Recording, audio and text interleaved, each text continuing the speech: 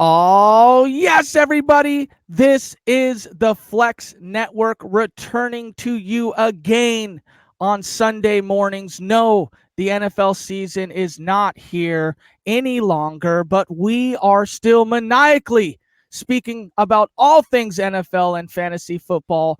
Joined as always in the bottom right corner, this is DFS Army season long says.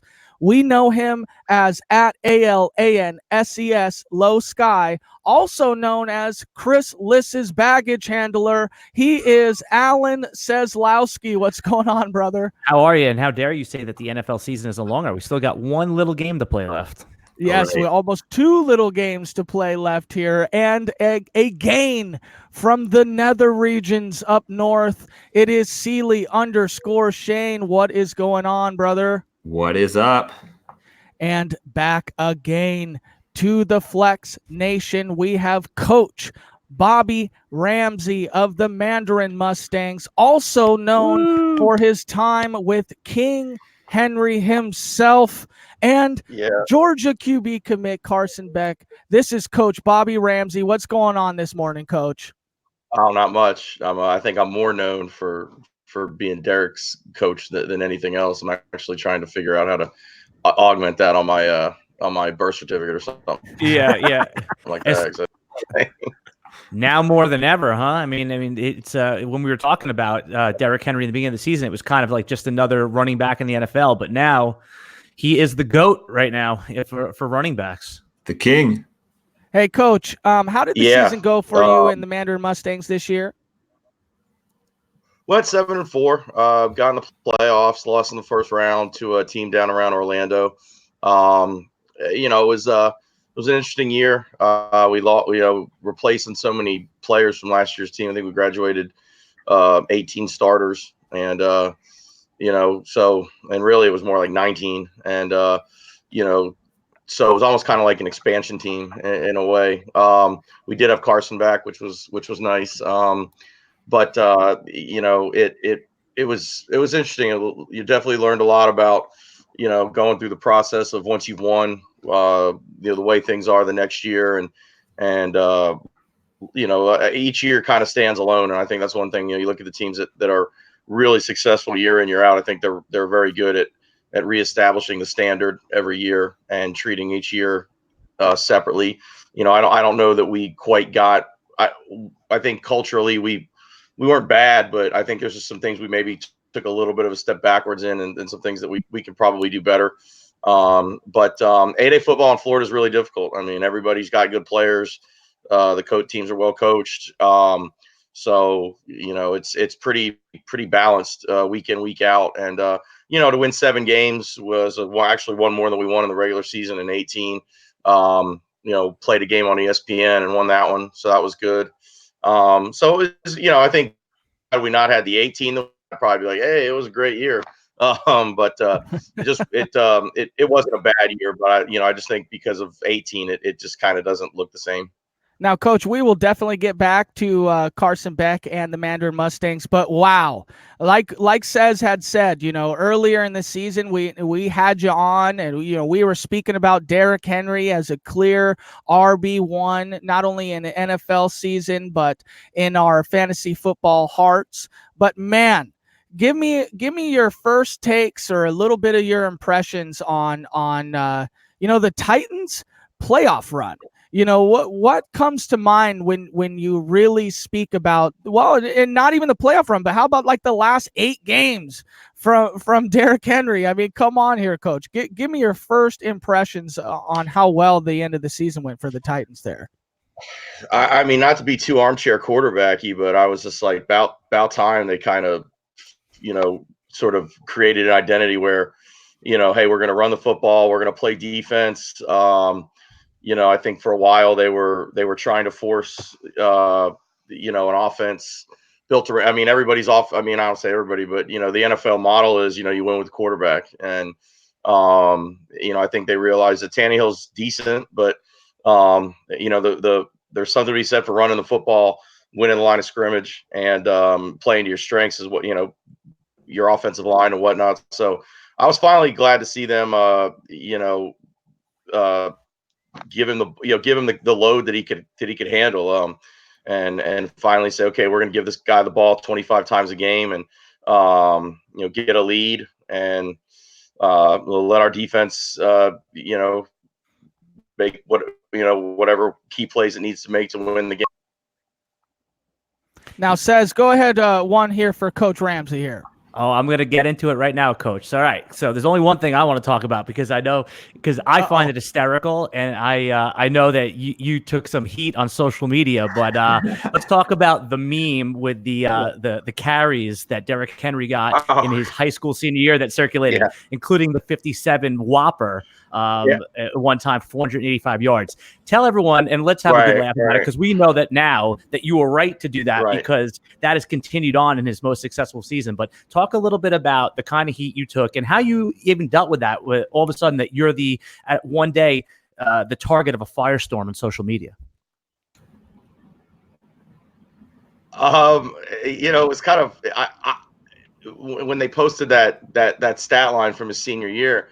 I kind of thought everybody, if you knew his backstory, I thought a lot of people knew that he had the kind of high school career that he had as far as the rushing yards and everything. So I was kind of surprised when it was all of a sudden like, oh my God, do you see how many yards this guy had and how many carries he had and this and that? So, when you read the comments from people who weren't there at the time, you definitely chuckle at a lot of it because, for us, I look at it like this, like his first 3 years in high school, it was, he was like the Jackson 5 and he was Michael, and his senior year was like Michael when Thriller came out, so, because we had some other guys around him those first couple give the ball to, and really his senior year we knew it was just going to have to revolve around him. And he was being recruited by Tennessee, and their running backs coach Jay Graham, who's now at Texas A&M, had a background with Jim Harbaugh. So he said, hey, I can hook you up with this is the 49ers, Stanford, power run game, the stuff that they're doing, and see what you think. And we watched it and we were like, man, this probably is really what we should be doing this year with Derrick. And it was a means to an end. I mean, we were just trying to win football games. I mean, there was never any like, hey, but you were proven right, because now in the NFL, number of times. No, I'm sorry. Go ahead. I was just saying you were proven right, because in the NFL, we talked about this in your last interview, and you said that this guy takes a while to get revved up, and the more carries he gets, the better he gets. And in the fourth quarter in cold weather, nobody wants to tackle a 6'4", 250-pound, speed machine. Right. And people. I mean, the whole like where you're worried about running him into the ground, like that was the last thing I was worried about. Like I never had any concern. Like he didn't get tired. I mean, he never showed wear and tear. If anything, I probably would have had more of an issue. Like, why aren't you giving me the ball? So, it was really just a means to an end for us. I mean, it wasn't. We played a really tough schedule, and he was the guy that gave us a chance to win those games, and that's just what we did. And at the time, if you're going through it, we got kind of numb to it. I mean, it was as far as like his carries. That 57 was pretty crazy, but he had several 40 carry games in his career before his senior year. So, I mean, if you were there, it doesn't as like crazy as it was. Cool, right? Shane, go ahead. Yeah, no, I mean, just one comment on that is I was rewatching our interview from the summer, and one of your comments was, if we'd give him 30 carries, he'd come and say, well, why wouldn't I have 31? So it sounds like he wanted to win the game as well. But no, my question is more so around Carson Beck. I mean, so it was a senior year. Just curious, how he was this season. And you mentioned that a lot of seniors graduated last year. Did he take a step forward as a leader on the team? And do you think he's going to take that potentially to Georgia? I think, I think half of the year he really grew a lot. I think it was, his numbers weren't what they were in 2018. And a lot of people can just look at that on the glance over the stats and go, well, he wasn't as good. But there's a lot of things that go into playing quarterback that impact your stats. And, I think he learned how to manage the expectations. I think he learned how to manage the attention, the pressure. I think he did a really nice job. Really the second half of the season, putting the team on his back and being an elite player. He played really well in the playoff game. We just couldn't get any stops defensively, but I was really happy with the way things went for him the second half of the year, and I think he needed to have a year like this, to be honest with you. I'm not saying he was a front runner last year, but certainly in the postseason. Oh. So Bobby just clicked out for a second. I'm sure he'll be back in. And what I was going to ask him is that, he hit it right on the head. The efficiency stats were slightly down for Carson Beck. He went from 17 yards per attempt to about 13.6. Touchdowns are down. But sometimes, as we know, guys, just, look at, it doesn't always tell the story, the numbers. You don't know what's going on. And playing with a lead is always different than playing from behind, as we saw with Lamar Jackson in the AFC divisional game. Well, not only playing with the lead, hold on a second, not only playing with the lead, but think about it this way. I mean, you got to act like there's no pressure on this guy. I mean, he's already pre-committed to a D1 level program, which is known to start their young studs. When and if they can get the opportunity to their young guys, they're ready to start him. And so I'm wondering if a little bit of these stat monkey, viewers here who are going to look at these stats and say, oh, Carson Beck had a down year. Well, maybe he didn't at all. Maybe he just went out there not to get injured, played the best he possibly could, didn't take too much, but wanted to win every single game. There's going to be a lot to say about, hey, we all want to get on to the next level. There's a lot to, I think Jonathan Taylor this year coming out of, what is that, Texas A&M? Or no, what is that, Mississippi State? I forget which college he's from off the top of my head. But his You're talking amount, about who? Are you talking about what position? The running back for. Okay. Yeah, I got you. Okay. Yeah, I think his carry total coming into the NFL is in the vicinity of. Hey, Bobby, we got you back now? Sorry, guys. Sorry about that. No, that's okay. You're on location here. Like 28 minutes. This is a loaner from my other school computers.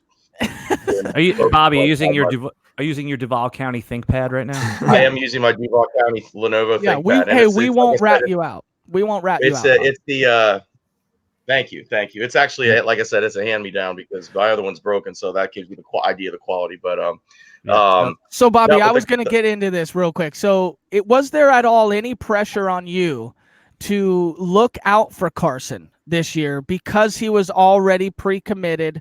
You don't want, maybe there's a lot less QB draw, plays being ran because, hey, you don't want to end this guy's season. You want to see him get off into college and have a beautiful career. Is there anything like that coming from a coach standpoint? I mean, I know we want to win every game, but, do we call a little bit less QB draws or a little bit less, where he's out in space, just, hoping not to get creamed out there? No, I mean, he's a big kid. He's 6'4", 220. And again, it kind of goes back to the same thing with Derrick. Like, well, why am I worried about him getting hurt? He actually ran more this year than he did the year before. So that was, and also he would which never, was good because I was saying they would never go for that. I mean, think about how we behave when we just play a pickup basketball game. We just want to win, and that's with nobody watching. That's right. Right. If with him, like I said, his ability to run actually was something that we had talked about the year before. That it's like, hey man, I really think you should do more of it. In this, and again, he's not a guy that, I mean, we're not talking about Lamar Jackson here, but we're all, kind of like we watch Joe Burrow where, he can buy time with his feet to extend the play and then run when he has to. I think that was kind of what we were wanting him to do. And I think he did a really good job of that. But again, on the 8A level, man, I mean, every game is tough. So we weren't in a position to, take him out very often. When we could, we did, but it didn't happen very much. Hey, Coach, what do you think Carson Beck's 40 time is? 6'4", 220.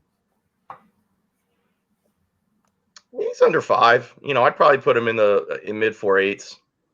Nice. Okay, Says hit him again with a tough one. Oh yeah, no. These aren't any tough ones. This is just stuff that like I want to know as a fan, But more or less, you were talking about how the stats declined a little bit, but we know that doesn't always tell the story. The YPA was still good at 13.6. He was efficient when he threw the ball. The volume was down a little bit. So talk a little bit. What is, since his attempts were way down, what did your offense? Was it mostly running? How come his attempts are way down? When I looked at the stats from 18 versus 19, I saw a huge decline in attempts. We were a lot more balanced this year, and I think that was kind of the goal. We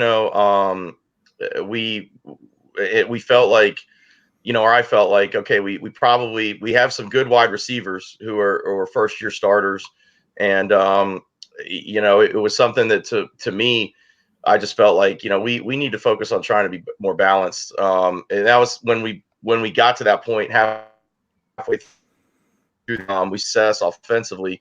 And that really became a key for us. And, with our RPO stuff, people started, working on taking the pass away. And the RPO game kind of flips, defensive football thinking on its ear a little bit, because, you typically want to make sure that you have the box loaded up to bend the run, or you have the numbers right. Well, and, when you're talking about the RPO game, it's actually kind of goes opposite of that. You want to have the numbers out where they're probably trying to throw it to force them to run it, because, I'll tell anybody, when you run an RPO, you want to throw it. You don't really want to run it. So, that was part of it as well. Another thing there that probably brought some of the attempts down. And, I think we didn't find ourselves maybe in as many shootouts, where last year, that was the case a couple times. This year, I think we played some games that were a little more low scoring. So we didn't necessarily have to throw the ball as much to stay in the game. But I think a lot of it, our running back was one of our better players on offense. So, getting him the ball probably was the main factor. Yeah, no, I don't know about you, but I can listen to Coach talk about this stuff all day. I mean, it's, I know Coach is a true X's and O's guy, so this stuff gets me tingling. Shane, what do you have for the coach? No, I'm curious. Actually, it kind of leads well into my next question. Is you find nowadays that, like, as armchair quarterbacks, we're constantly analyzing these NFL coaches and their decision-making process, but more and more coaches are starting to lean towards data analytics to help them with their decision-making processes. Do you use data analytics when you're making decisions on the field during games? Right. There's some programs out there you could buy that we haven't. Huddle has some stuff on there that I mean, I've always been statistical when doing a game plan in terms of, this percentage, when they're in this, they're doing this percent of the time and whatnot. So, as far as the situational aspect of it in terms of, going forward on fourth down or touchdown here, you're more like percent chance increases to win the game. We did work on some things here from situations where we went back and looked at, for example, like when we're on our own 18 yard, we calculated that basically the most comfortable we were with kicking a field goal was 35 to 37 yards, which basically the line of scrimmage would have been 18 to 20. Okay. And we were looking at some things where if we're third down and say 10 or 11, there were some times where we threw into the end zone and last year and it was incomplete. So now we're kicking a 38-yard field goal, or we're in a situation where we have to go for it on fourth down because we're not comfortable with it. And so we started working on, okay, in this situation here, what are we going to call? It's third down and 10 and we're on our own 22-yard line. Maybe we should be trying to, run something to where we're getting the ball maybe to our 15, which would make it an easier field goal. Okay. Maybe the kid breaks a tackle, ends up making a play anyway and gets us the first down. But if we throw, or run a concept or something, you're in a situation where you're kicking a long field goal or trying to go for it on fourth and high percentage. So that was something that I think you're always trying to find those situations where points are, how can you better manage those? As far as, we don't, we don't have the quality of the kicking game that they do in the NFL or college. So the decision whether or not to kick a field goal or go for it on fourth down when you're, we've probably always been more likely to go for it, where I think that's something that the NFL and college have started to do more and more plus territory. For us, we don't have that kind of kicker. Or is our punter good enough to pin the ball inside the 10, or maybe get us a roll or put it out of bounds and give us field position? Maybe not. So, well, you're on your own 32. It's 4th and 8. You're just going to go for it because the likelihood is if you punt it, you're going to punt it into the end zone. They're going to get the ball on the 20. You only save yourself. Field goal won't make it. So, it's something that we've probably been doing for a while, but some other, as the numbers have gotten, they made, as analytics has become a bigger deal. More people are seeing, okay, hey, if I do this in this situation, I'm more likely to win. For us, I think it's still been very predicated upon the players that we have at this level. Knowing your team, basically. If you do have a really good kicker, go for it, right? Kick it. I mean, that's the beauty of having a great kicker. Yeah. You should play. I feel like it changes your. I'm just saying, Bobby, is that coaches should think about it like they're playing Madden almost. Like if you would go for it in a game of Madden, why wouldn't you go for it in that why situation? Wouldn't you go for it now? Right, exactly. Coach, I got two small questions for you, and I got two small ones for you, and this will be the last ones for me. Number one is Carson Beck. Who does he want to model his play style after? Number one. And number two, would you pay Jameis Winston $30+ million a year? Well, the first one's probably easier. I think he, I've always thought that he watches Brady a lot. I think Brady, Aaron Rodgers, those kind of guys. I mean, if you're a quarterback and you're going to try to emulate somebody, you might as well start at the top. So I kind of compare him more to an Aaron Rodgers type in the sense that he, again, like I said with Joe Burrow, where he can move around, he can make plays with his feet. Again, not in the Michael Vick sense of it, where he might run for 120 yards in a game, but in the sense of where he may run for 40 and make a couple plays with his feet that extend the play to throw the ball down the field. $30 million for Jameis Winston. It's best quarterback in the league this year. Yeah, it's tough, man. I 30 interceptions. I mean, my God, can't win without scoring touchdowns, Coach. It's funny. Arians is the guy who's like no risk it, no biscuit. So you figure he'd want to keep him. I don't think it's good to be like 30 for 30, but just like it wouldn't be good to be Alex. It's not good to be Alex Smith either, where you're throwing 2 interceptions, but your yards per attempt are so low. Hey, Jameis said it. He's going to be a guy that. Sorry, Jameis said it the best. He said, hey, if he can get his interceptions down, he'd be the greatest quarterback ever.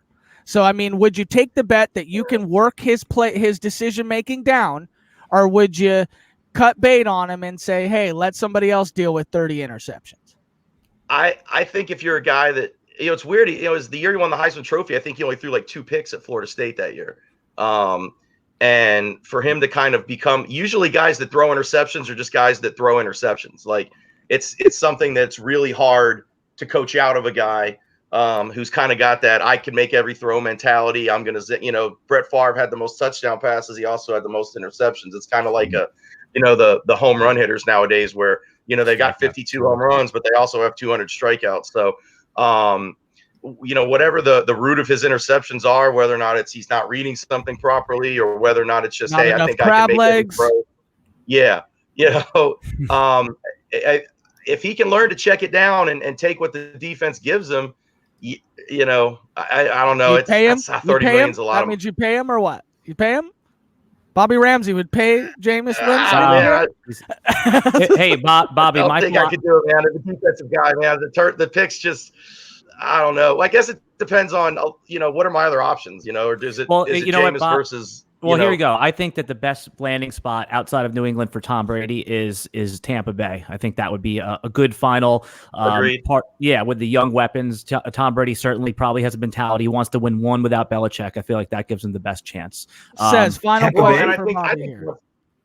I think he wants to play in warm weather too. I think that's something that people haven't. We're playing indoors. I think he's probably thinking, how many yards and stats I left out there because I was playing in New England in November, December, January, in 30-degree weather. Where if I was playing indoors or if I was playing in a warm weather climate, my stats might be that much higher. So.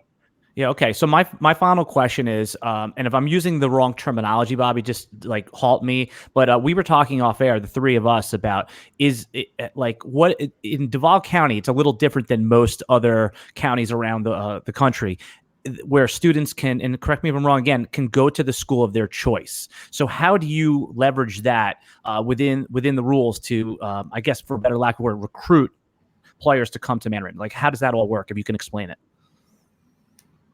Well, we can't recruit. I can't. Right. I can't. Go out there and sell my program. Some other people. Derrick Henry do, sold your program a while ago, right? Right. Well, yeah. I think with the school choice thing, one thing is that it also comes down to, is there a seat available in that school? And a lot of schools are at capacity. We don't get a ton of kids on school choice because where we're located in South Jacks is 20-30 minutes from most other schools. So, I think, as a coach, sometimes the fear of losing players, I guess I just say that, we're going to do things the right way. We're going to hold guys accountable. We're going to run a program that's puts our players first and focuses on player development and winning football games and helping them get to college. And, we're going to do everything we can and work as hard as we can to make those things happen. And if a guy doesn't want to be a part of that, then that's probably a guy that we don't want in our program. So, and again, too, when you take in a transfer, you got to be careful, because why is the kid coming to your school? Is he coming for, selfish reasons? And then also, you can't just hand a job to somebody who walks in the door because you have a guy at that position who's probably been working hard to finally get his junior or senior year. And, if you set the precedent that, hey, you're going to play the best players, but, if you set the precedent that it doesn't matter what you do to earn an opportunity, you're going to have some team culture issues. You're going to lose some of your guys that, buy into your program, work hard, do a lot of the things behind the scenes that you don't see on Friday night. And that'll hurt you. Shane, last one from you. All right. So Mike Vrabel, players coach. What's your personal style? Are you more of a players coach kind of guy? Are you more of a, I guess, yelling and screaming, or like what's your approach? Do players fear or love you? Yeah, there you go. I think of myself as a players coach, but as I've come to find out, it's I guess I'm not really. I think I tell the guys, like, I joke with them, and like I said, man, I'm like the Dark Knight. I'm like whatever you need me to be. You need me to be the villain, I'll be the villain. You need me to be your friend, I'll be your friend. You just you got to get a sense of what the player and your team needs. I think, sometimes the term players coach can imply that you're soft. I don't necessarily think that that's what it is. Mm-hmm. I think a players coach is someone who makes decisions and empathizes with their players. How are the players going to react to this? So they might not. And that's what I try to do. But I don't think that I'm a guy that, I think that lets the inmates run the asylum. Ultimately you have to have someone making a decision. So I think Mike Vrabel, being a guy that played the NFL as long as he did, having the success that he had, I think that probably gets him that label. But he also looks like a guy too that, when he needs to, can probably get up in front of his team and tell them about themselves and let them know exactly what they need to hear. So I've always said, the most important thing is to be respected.